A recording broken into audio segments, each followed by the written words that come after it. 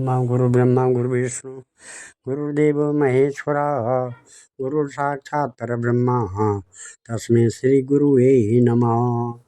आदो देवकी देव गर्भ जननम गोपी गिरिवर्धनम मायापूतन जीवतापहरणम गोवर्धनोद्धारणम कंसच्छेदन कौरवादिहननम कुंती सुता पालनम एतत् श्रीमद्भागवतं पुराणकथितं श्रीकृष्णलीलामृतम् ओम निगमकल्पतरोर्गलितं फलं सुखमुखाद्रवमृतसंयुतं पिबत भागवतं रसमालयं मुहुरहो रसिका भूय भावुका।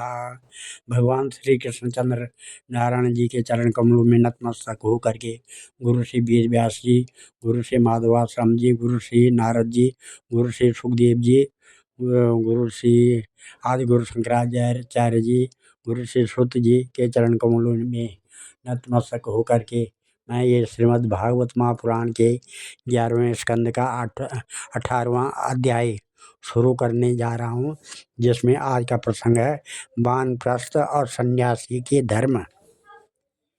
श्री भगवान वाचा वनम विवक्षो पुत्रेषु भार्याम्यस्य सेवा वनम एवा वसे शांता तृतीयं भागमायुषा कंदमूलफलैर्वन्यैर्वेदे वृत्तिं प्रकल्पयेत् वसितवल्कलं वासतृण पर्णाजिनानि च केशारोमण खस्म अश्रुमलानि विर्वयादता न धावेत् अप्सु मज्जेत त्रिकालं स्थण्डिलेशया ग्रीष्मे तप्येत पंचाग्निन् वर्षा श्वासार खाडजले अकण्ठमग्नशिशिरे एवं वृतस्तपस्येत् अग्निपक्वं समाश्रयात् कालपक्वमथापि वा उलूखलास्मकुटो वा दन्तोलूखलव एव वा स्वयं सञ्चेनुयात् सर्वम् आत्मनो मृतकारणं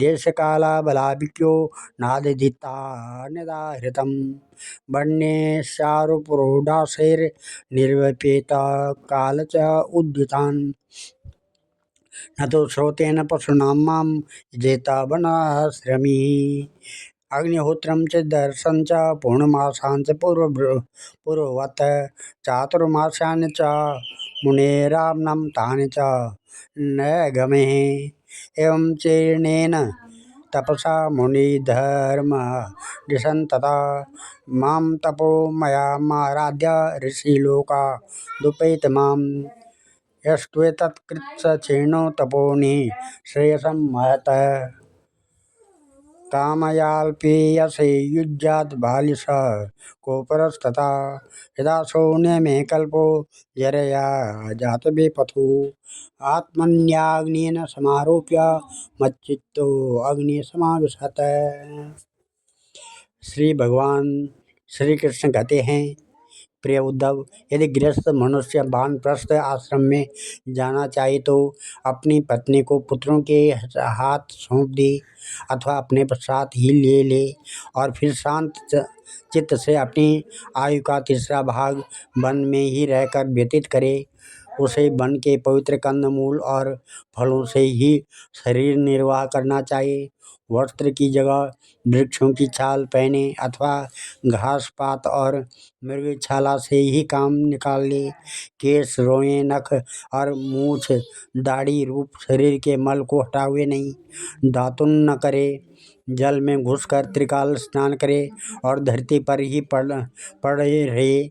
ग्रीष्म ऋतु में पंचाग्नि तपे, वर्षा ऋतु में खुले मैदान में रहकर वर्षा की बौछार सहे। जोड़े के दिनों में गले तक जल में डूबा रहे, जाड़े के दिनों में गले तक जल में डूबा रहे। इस प्रकार घोर तपस्यामय जीवन व्यतीत करे। कंद मूलों को केवल आग में भून कर खा ले अथवा समयानुसार पके हुए फल आदि के द्वारा ही काम चला ले। उन्हें कूटने की आवश्यकता हो तो ओखली में या सिलवट में कूट ले, अन्यथा दांतों से ही चबा चबा कर खा ले।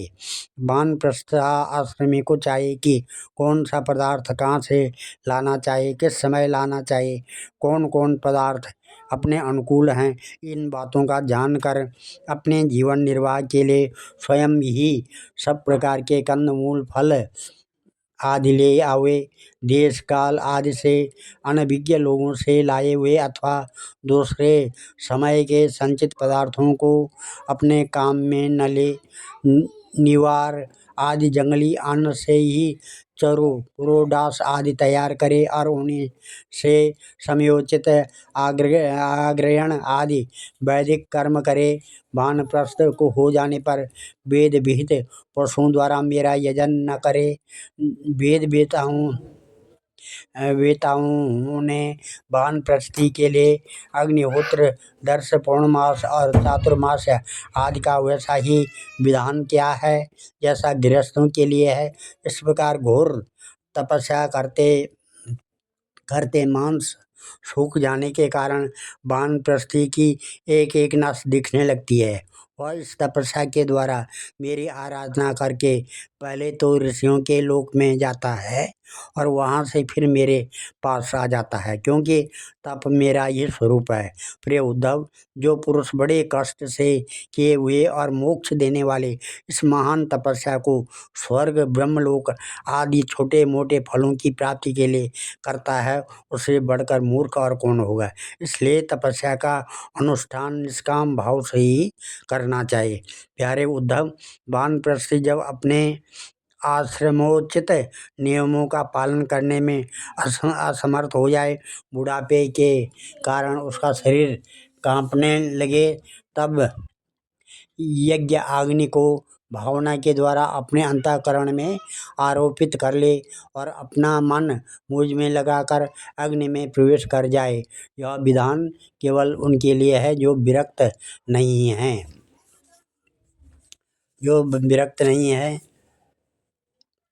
यदा कर्म विपाकेषु लोकेषु निर्यात्मसु विरागो जायते सम्यक् न्यस्ताग्नि प्रव्रजे ततः दृष्ट्वा यथोपदेशं मां दत्त्वा सर्वश ऋत्विजा अग्निं स्वप्राण आवेश्य निरपेक्ष परिव्रजेत।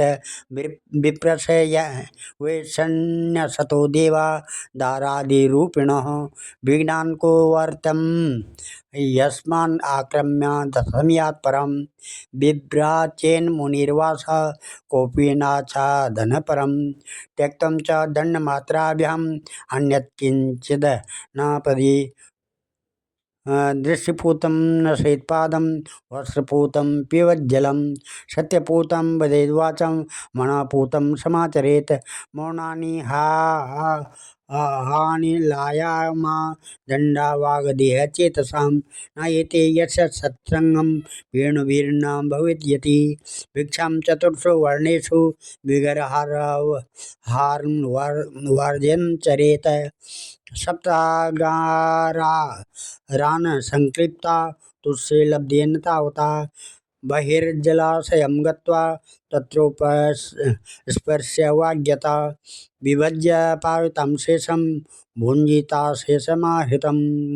एकश्चरेण महीमेतां निसङ्गः संयतेन्द्रिया आत्मक्रीडा आत्मरता आत्मवान् समदर्शना विविक्ता क्षेमशरणो मद्भावा विमलाशया आत्मानं चिन्तयेत् कामं भेदेन मया मुनिः अन्वीक्षे चेतात्मनो बन्धं मोक्षं च ज्ञाननिष्ठयः।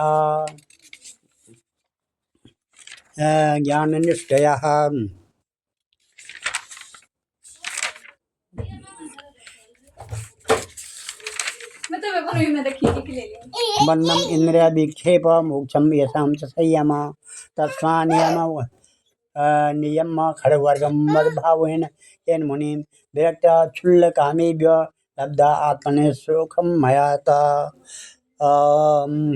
यदि उनकी समझ में यह बात आ जाए कि काम्य कर्मों से उनके फल स्वरूप जो लोग प्राप्त होते हैं वे नरकों के समान ही दुखपूर्ण है और मन में लोक परलोक के से पूरा वैराग्य हो जाए तो विधि पूर्वक यह यज्ञाग्नि का परित्याग करके संन्यास ले ले। जो वानप्रस्थी सन्यासी होना चाहे वह पहले वेद विधि के अनुसार 8 प्रकार के श्राद्ध और प्रजापत्य यज्ञ से मेरा यजन करे, इसके बाद अपना सर्वस्व ऋतुज को दे दे, यज्ञाग्नि को अपने प्राणों में लीन कर ले और फिर किसी भी स्थान, वस्तु और व्यक्तियों की अपेक्षा न रखकर स्वच्छंद विचरण करे।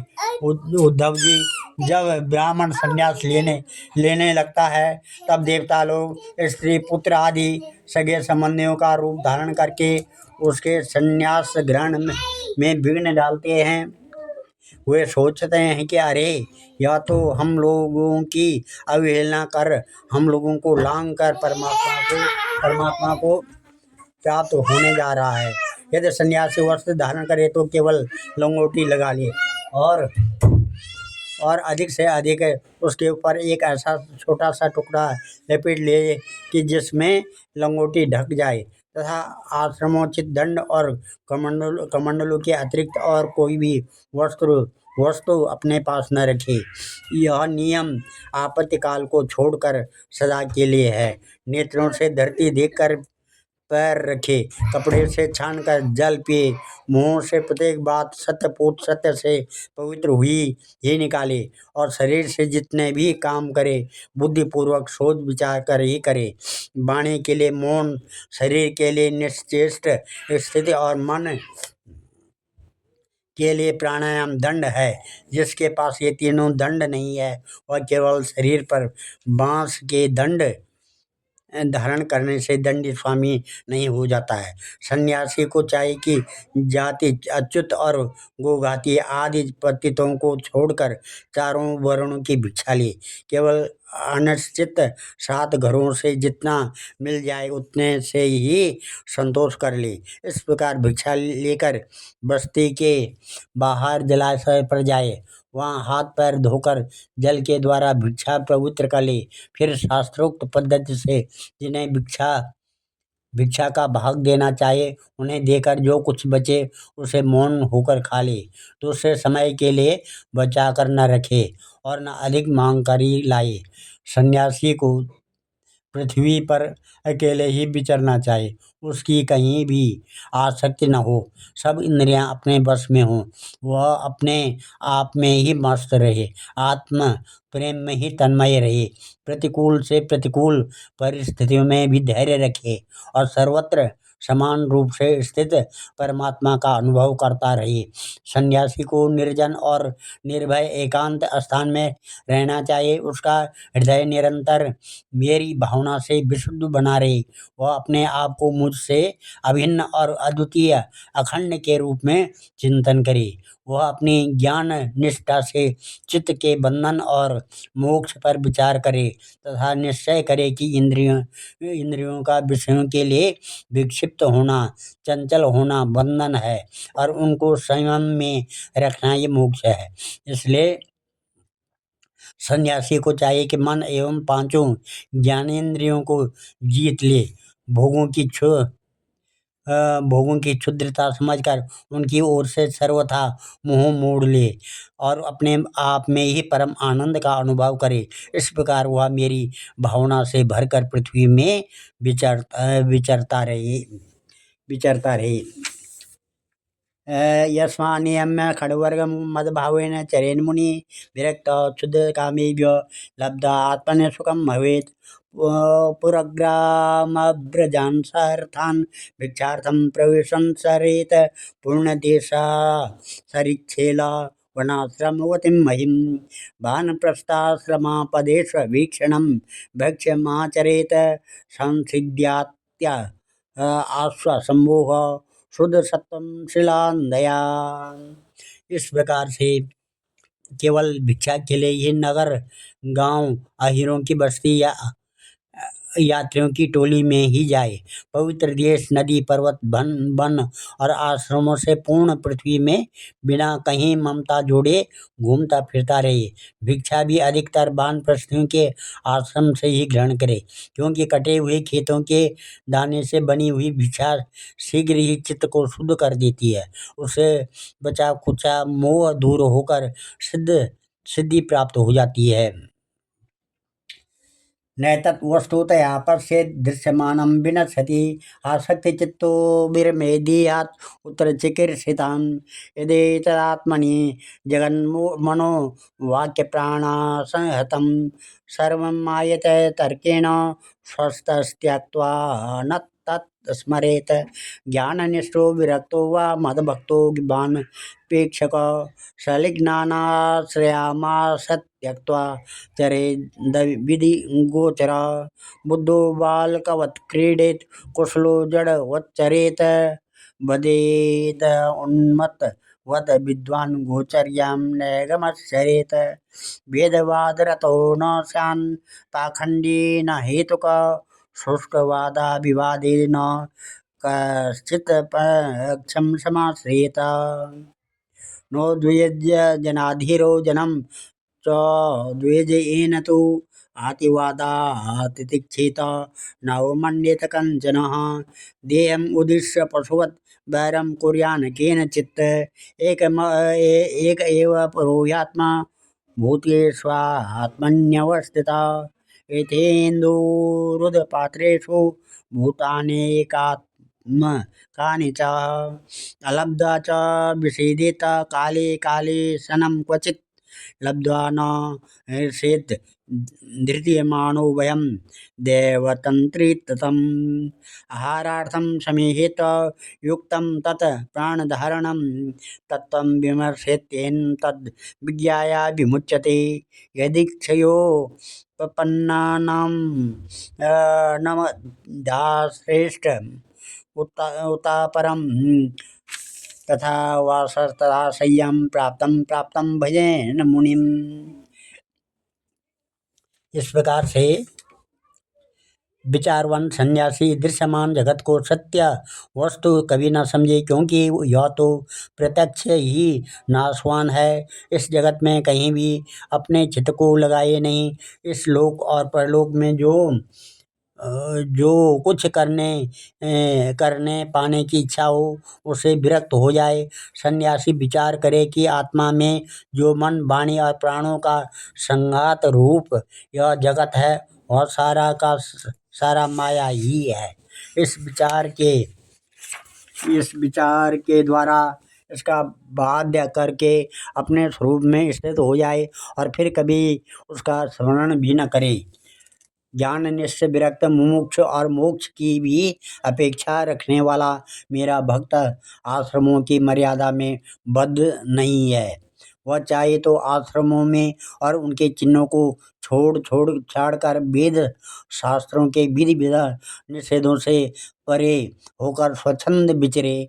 वह बुद्धिमान होकर भी बालकों के समान खेले, निपुण होकर भी जड़वत रहे, विद्वान होकर भी पागल की तरह बातचीत करे और समस्त वेद विधियों का जानकार होकर भी उस वृत्ति से अनियत आचारवान रहे। उसे चाहिए कि वेदों के कर्मकांड भाग की व्याख्या में न लगे, पाखंड न करे, तर्क वितर्क से बचे और जहाँ कोरा वाद विवाद हो रहा हो वहाँ कोई पक्ष न ले। वह इतना धैर्यवान हो कि वो उसके मन में किसी भी प्राणी से उद्विग्न हो और वह स्वयं भी किसी प्राणी को उद्विग्न न करे। उसकी कोई निंदा करे तो प्रसन्नता से सह ले, किसी का अपमान न करे। प्रिय उद्धव, सन्यासी इस शरीर के लिए किसी से भी बैर न करे। ऐसा बैर तो पशु करते हैं। जैसे एक ही चंद्रमा जल से भरे हुए विभिन्न पात्रों में अलग अलग दिखाई देता है, वैसे ही एक ही परमात्मा समस्त प्राणियों में और अपने में भी स्थित है। सबकी आत्मा तो एक है ही। पंचभूतों से बने हुए शरीर भी सबके एक ही है, क्योंकि सब पांच भौतिक ही तो हैं। ऐसी अवस्था में किसी से भी बैर विरोध करना अपना ही बैर विरोध है। प्रिय उद्धव, सन्यासी को किसी दिन यदि समय पर भोजन न मिले तो उसे दुखी नहीं होना चाहिए, और यदि बराबर मिलता रहे तो हर्ष न होना चाहिए। उसे चाहिए कि वह धैर्य रखे, मन में हर्ष और विषाद दोनों प्रकार के विकार न आने दे, क्योंकि भोजन मिलना और न मिलना दोनों ही प्रारब्ध के अधीन है। भिक्षा अवश्य मांगनी चाहिए, ऐसा करना उचित ही है, क्योंकि भिक्षा से ही प्राणों की रक्षा होती है। प्राण रहने से ही तत्व का विचार होता है और तत्व विचार से तत्व ज्ञान होकर मुक्ति मिलती है। सन्यासी को प्रारब्ध अनुसार अच्छी या बुरी जैसी भी भिक्षा मिल जाए, उसी से पेट भर ले। वस्त्र और बिछौने भी जैसे मिल जाएं, उन्हीं से काम चला ले। उनमें अच्छेपन या बुरेपन की कल्पना न करे। शौचमाचमनं स्नानं न तो च उदनया चरेत, अन्याश्च निजमज्ञानी ह्याहं लीलयेश्वर। नहि तस्य विकल्पाख्या या च मद्वीक्षया हता, आदेहन्ताद क्वचित् ख्याति ततः स सम्पद्यते मया। दुःखोदर्केषु कामेषु जाति निर्वेद आत्मवान्, अजिज्ञासितमद्धर्मो गुरुं मुनि उपाव्रजेत। तावत् परिचरेत् भक्तः श्रद्धावान् सूयकः, यावत् ब्रह्म विजानीयान् मामेव गुरुमादृतः। संयत खड्वर्ग प्रचण्डेन्द्रिय सारथी, ज्ञान वैराग्य सहिता त्रिदण्डम् उपजीवति। सुरानात्मानम् आत्मस्थं निधत्ते मां च धर्मः, अविपक्वा कषायोस्माद् ओमास्या विहीयते। इस प्रकार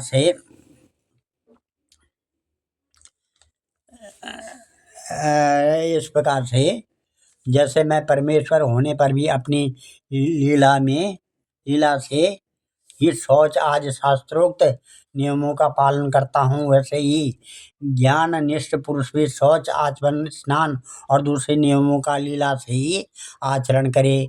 वह शास्त्र विधि के अधीन होकर विधि किंकर होकर न करे, क्योंकि ज्ञान निष्ठ पुरुष को भेद की प्रतीत ही नहीं होती है। जो पहले थी वह भी मुझ सर्वात्मा के साक्षात्कार से नष्ट हो गई।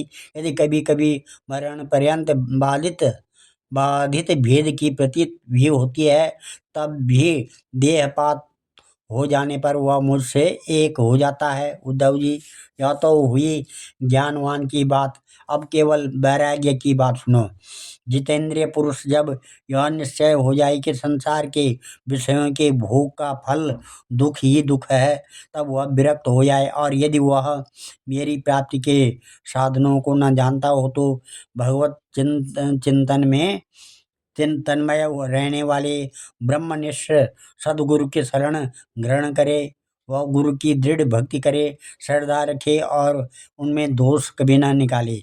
जब तक ब्रह्मा का ज्ञान हो तब तक बड़े आदर से मुझे ही गुरु के रूप में समझता हुआ उनकी सेवा करे। किंतु जिसने 5 इंद्रियां और मन इन छहों पर विजय नहीं प्राप्त की है, जिसके इंद्रिय रूपी घोड़े और बुद्धि रूपी सारथी बिगड़े हुए हैं, और जिनके हृदय में न ज्ञान है न तो वैराग्य है, वह यदि त्रिदंडी सन्यासी का वेश धारण कर पेट पालता है तो वह सन्यास धर्म का सत्यानाश ही कर रहा है, और अपने पूज्य देवताओं को, अपने आप को और अपने हृदय में स्थित मुझको ठगने की चेष्टा करता है। अभी उस वेश मात्र सन्यासी की वासनाएं क्षीण नहीं हुई है, इसलिए वह श्लोक और परलोक दोनों से हाथ धो बैठता है। भिक्षु धर्म समोहिंसा तपो इच्छा बनो कस, गृहिणी भूत रक्षेजा द्विजस्याचार्य सेवनम, ब्रह्मचर्यम तपः शौचम संतोषो भूत सौहृदम, गृहस्थस्याप्य प्रियतो गंतु सर्वेषां मदुपासनम। इदं मां या स्वधर्मेण भजन् नित्यमनन्यभाक्, सर्वभूतेषु मद्भावो मद्भक्तिं विन्दते दृढां। भक्त्योद्धावानपायिन्या सर्वलोकमहेश्वरं, सर्वोत्पत्त्याप्ययं ब्रह्म कारणमुपयाति यः स। इदं स्वधर्म निर्णिक्तशक्तो नैर्याति मद्गति, ज्ञान विज्ञान संपन्नो न चिराद समुपैति माम्। इस प्रकार से सन्यासी का मुख्य धर्म है शांति और अहिंसा। वानप्रस्थी का मुख्य धर्म है तपस्या और भगवत भाव। गृहस्थ का मुख्य धर्म है प्राणियों की रक्षा और यज्ञ याग तथा ब्रह्मचारी का मुख्य धर्म है आचार्य की सेवा। गृहस्थ भी केवल ऋतुकाल में ही अपनी स्त्री का सहवास करे। उसके लिए भी ब्रह्मचर्य तपस्या शौच संतोष और समस्त प्राणियों के प्रति प्रति प्रेम भाव यह मुख्य धर्म है। मेरी उपासना तो सभी को करनी चाहिए। जो पुरुष इस प्रकार अनन्य भाव से अपने वर्णाश्रम धर्म के द्वारा मेरी सेवा में लगा रहता है और समस्त प्राणियों में मेरी भावना करता रहता है, उसे मेरी अविचल भक्ति प्राप्त हो जाती है। उद्धव जी, मैं संपूर्ण लोकों का एकमात्र स्वामी, सबकी उत्पत्ति और प्रलय का परम कारण ब्रह्म हूँ। नित्य निरंतर बढ़ने वाले अखंड भक्ति के द्वारा वह मुझे मुझे प्राप्त कर लेता है। इस प्रकार वह गृहस्थ अपने धर्म पालन के द्वारा पाल लेता है। यम स्वधर्म निर्णाक्ति सत्तो निर्यात मद्गति ज्ञान विज्ञान संपन्नो न चिरात समर्पयति माम वर्णाश्रमवतां धर्म एष आचार लक्षण स एव मद्भक्तियुतो निःश्रेयस्करं पर एतते विहितं साधु भगवान् पृच्छते यच्च मां यथा स्वधर्म संयुक्तो भक्तो मां शमियात् परम। इस प्रकार से वह गृहस्थ अपने धर्म पालन के द्वारा अंतःकरण को शुद्ध करके मेरी ऐश्वर्य को मेरे स्वरूप को जान लेता है और ज्ञान विज्ञान से संपन्न होकर शीघ्र ही मुझे प्राप्त कर लेता है। मैंने तुम्हें यह सदाचार रूप वर्णाश्रमियों का धर्म बतलाया है। यदि इस धर्मानुष्ठान में मेरी भक्ति का पुट लग जाए तब तो इससे अनायास ही परम कल्याण स्वरूप मोक्ष की प्राप्ति हो जाए। साधु स्वभाव उद्धव, तुमने मुझसे जो प्रश्न किया था उसका उत्तर मैंने दे दिया और यह बतला दिया कि अपने धर्म का पालन करने वाला भक्त मुझ पर ब्रह्म स्वरूप को किस प्रकार प्राप्त हो जाता है। आज इस कथा को यहीं पर विराम देता हूँ। कल 11वें स्कंद का 19वां अध्याय, इसमें भक्ति ज्ञान और यम नियम आदि साधनों का वर्णन होगा। ॐ नमो ध्येयं सदा परिभवग्नमविष्टदोहं तीर्थात्पदं शिवभिरञ्चनुतं शरणं भृत्यातिहं प्रणतपालभवाब्धिपूतं वन्दे महापुरुषते चरणारविन्दं। सर्वे भवन्तु सुखिनः, सर्वे सन्तु निरामया, सर्वे भद्राणि पश्यन्तु, मा कश्चित् दुःखभाग् भवेत्। धन्यवाद।